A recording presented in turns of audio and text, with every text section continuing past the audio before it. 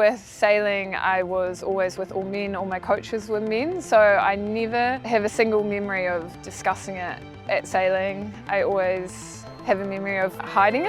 I had, these symptoms that I really wanted to get rid of. They felt like they were hindering my performance. I think when I was 15, went to the school nurse and tried various pills to get rid of my cramps, nausea, all these kind of things. So it wasn't, a problem for me in sailing.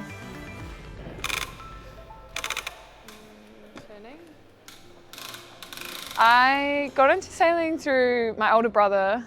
He's a couple of years older than me, and our family friends were into it. They had 5 daughters actually, and they started sailing, and my brother kind of went in with them, and then I went on the coach boat every afternoon and just started to fall in love with it.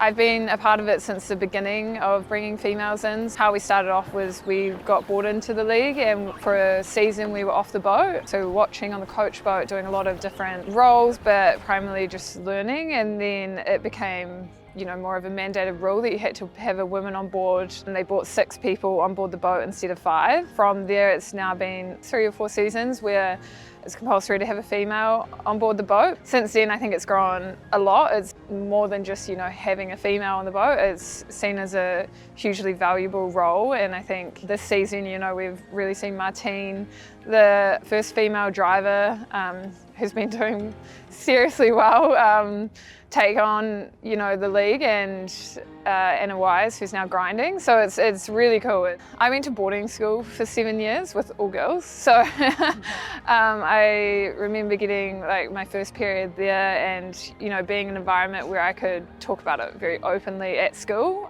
which was, I guess, quite fortunate. But because of the environment we're in, where we're traveling a lot in competition, which is, a stress, I think a lot of athletes don't, necessarily have that regular cycle in the environment. So we often do, still have that, where we're in the bathroom, we're like, oh, got it out on the water, and, asking around for different products and everything. So I personally go for the cup, because you can leave it in, for up to 8 hours. And I find that really good, because at SailGP, the tech site is great and everything, but we have portaloos generally, or nice versions of portaloos, so I don't really like spending a lot of time in there. I personally struggle a lot with cramps, which is quite hard, and nausea, which I think escalate a lot with if you're feeling a bit stressed or nervous.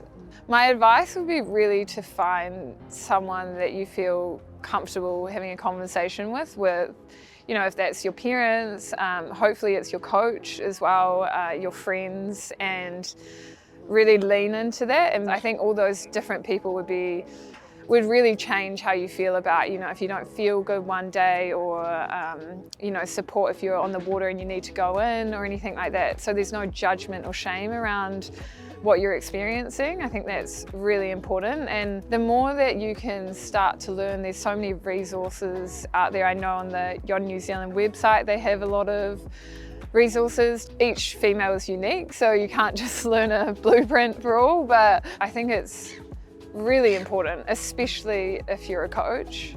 I think you have such a big influence on athletes' lives, and I think just really educating yourself around it. I mean, it's becoming more normal, but one comment here and there can have a big influence on female athletes. So being sure to really learn more, be curious, and be open to everyone is super important.